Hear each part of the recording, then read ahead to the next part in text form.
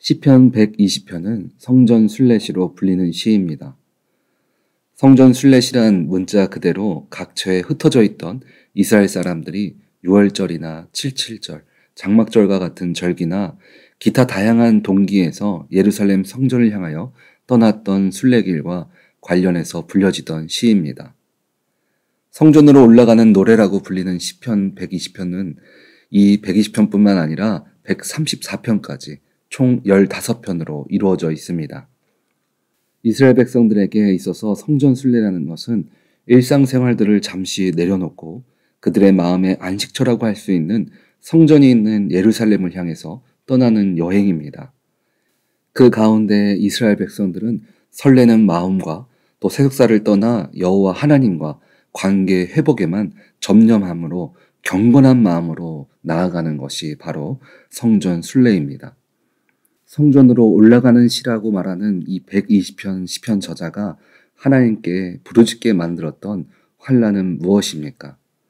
본문 2절을 보면 여호와여 거짓된 입술과 속이는 혀에서 내 생명을 건져주소서. 오늘 본문에서 말하는 거짓은 배신적 행위를 포함한 거짓말을 말하고 있습니다. 예를 들어서 법정에서 거짓말을 하거나 이웃에게 속임을 당한 것을 말합니다.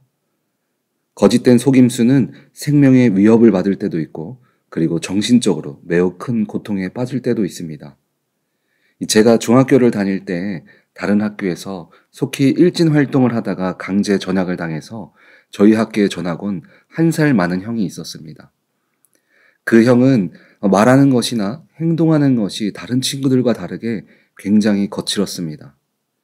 그래서 그런지 가까이 가기 굉장히 힘든 사람 중에 하나였습니다. 그래도 같은 반에 또 옆자리에 앉게 되어서 자주 이렇게 부딪히게 되었습니다. 그런데 하루는 제가 아버지께 시계를 선물을 받은 적이 있었습니다. 그래서 어느 브랜드가 좋다라는 그런 생각을 갖기 전이어서 그런지 좋다는 말만 듣고 자랑도 할 겸 시계를 차고 학교를 가게 되었습니다. 그런데 그 전학 온 형이 시계를 보더니 하는 말이 자기 하루만 빌려달라는 것입니다. 꼭 돌려줄 테니까 걱정 말고 빌려달라고 해서 의심 없이 빌려주게 되었습니다. 하지만 시간이 하루가 지나고 몇 주가 지나도 준다고 말만 하고 시계를 돌려받지 못했습니다. 처음 빌려줄 때만 해도 당연하게 내가 돌려받을 수 있다라고 생각했습니다. 그러고는 시간이 지나고 결국 시계를 잊어버렸다고 돌려받지 못한 적이 있습니다. 다행히 아버지께 사실대로 말씀드렸더니 별것 아니라고 걱정하지 말라고 하셔서 그런 지나갔던 적이 있습니다. 오늘 시편 저자는 이렇게 거짓된 입술로 똑같이 인생 가운데 환난을 겪었습니다. 그래서 제가 인터넷에 사기꾼들의 특징이 무엇인지 한번 찾아보게 됐습니다. 그랬더니 여러 가지 내용들이 있는데 공통적으로 하는 말들이 있었습니다. 뭐라고 이야기하냐면 사기꾼들은 일만 열면 거짓말을 한다고 합니다. 그리고 거짓이 있는 사람들에게는 과도한 친절함이 있다라고 합니다. 그리고 마지막은 그들이 말하는 것에는 사실이라는 증거가 없고 결과물이 없다라는 것입니다. 미국을 유학 간다고 했을 때 이미 유학을 다녀온 사람들이 잘 적응하라고 해준 말이 있습니다. 첫 번째는 한국 교회를 꼭 찾아가라는 것이었습니다. 교회를 가면 그 생활에 빨리 적응할 수 있으니까 교회부터 찾아가라는 것이었습니다. 그리고 두 번째는 절대로 한국 사람을 믿지 말라는 것이었습니다. 이 사람이 도움이 필요하다는 것을 정확하게 알고 있기 때문에 말이 통하는 그런 같은 한국 사람들끼리 서로 속이고 서로의 것을 어떻게 뺏으려는 그런 노력을 하는 사람들이 많다는 것입니다. 오늘 본문을 보면 현재도 남을 속이려는 사람들이 많은데 시편 저자 때도 보면 본문 3절에 너 속이는 혀여 무엇을 내게 주며 무엇을 내게 더할꼬. 이 말은 고대 근동 사람들이 맹세 서약을 할 때 사용되는 표현이라고 합니다. 신 앞에서 자신들의 맹세와 약속을 굳게 하기 위해서 이런 표현들을 사용한 것입니다. 약속을 어긴 자에게는 신이 어떤 저주와 심판이 내게 더할 것이다 라고 같이 약속을 하면서 맹세를 하는 것입니다. 그 맹세를 믿고 약속을 서로 지키는 것입니다. 그런데 신 앞에서 맹세해도 속이는 자들의 속임은 끊임없이 나를 힘들게 했다는 것입니다. 오늘 시편 저자는 내가 그렇게 사람의 거짓 때문에 너무 힘드니까 주님께서 제발 그들을 심판해달라고 4절을 통해서 하소연하고 있는 것입니다. 4절에 나오는 로뎀나무는 이 열을 오래 간직하기 때문에 근동 지역에서 숯으로 많이 사용했다라고 합니다. 그것처럼 나를 힘들게 하고 속이는 자에게 하나님께서 길게 큰 고통을 주시라고 얘기하는 것입니다. 그리고 그들 때문에 내가 얼마나 힘들었는지를 5절 말씀을 통해서 우리들에게 이야기해주고 있습니다. 게달 민족은 이스마엘의 민족으로 이스라엘을 괴롭히는 잔인한 야만인이었습니다.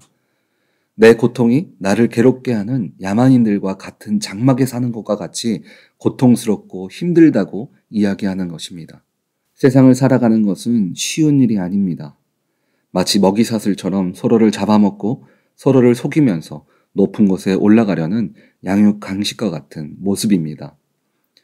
그래서 사람들 사이에 신뢰가 서로 깨지고 서로를 믿기보다 경쟁하는 사회가 되어져 가고 있습니다. 매 순간이 기쁨을 누리는 것보다 긴장하고 힘든 시간을 보내는 것이 지금 우리들이 살아가는 그런 사회의 모습이 되어져 버렸습니다.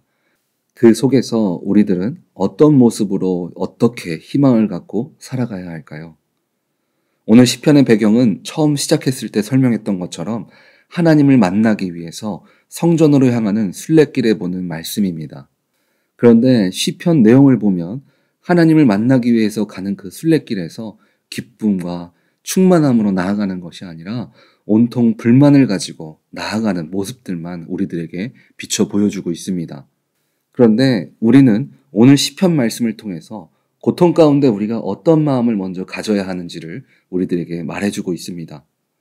오늘 시편의 첫 시작을 보면 뭐라고 고백합니까? 내가 환난 중에 여호와께 부르짖었더니 내게 응답하셨도다. 우리는 고통 가운데 구해줄 분은 오직 주님밖에 없음을 기억해야 합니다.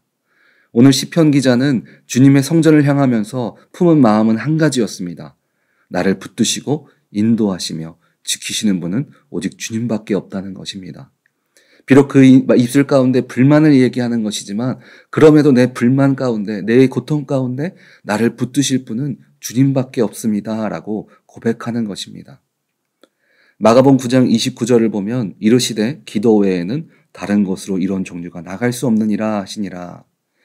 귀신 들린 아이의 귀신을 쫓아내지 못한 제자들이 예수님께 질문했을 때 예수님은 기도 외에는 방법이 없다라고 말씀하셨습니다.